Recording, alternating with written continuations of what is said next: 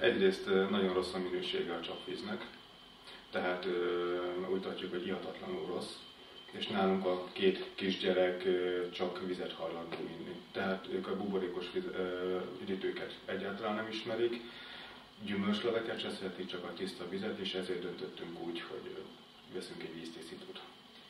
Sokáig keresgéltünk, ráakadtunk erre a honlapra, aztán telefonon érdeklődtünk, nagyon szimpatikus volt a vállalkozás. A Medium Aqua Cleaners készüléket vásároltuk meg.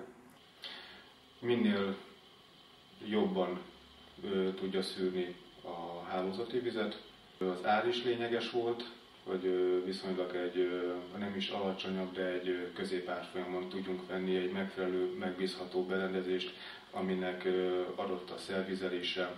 Legyen meg az a biztonságérzetünk, ha némi probléma adódik, akkor rögtön telefonon tudjunk szólni, és ne maradjanak ki napok, hogy nem tudunk tisztított vizet fogyasztani. A kijelző az érdekelt minket, hogy lássuk a szűrőknek a telítettségét, hogy mikor kell cserélni, ne csak akkor jelleggel szedjük szét és vizsgáljuk vizuálisan, illetve a nyomásfokozó berendezés az még egy biztonságot ad nekünk, hogy a hálózati víznyomástól függetlenül is ugyanúgy tud működni.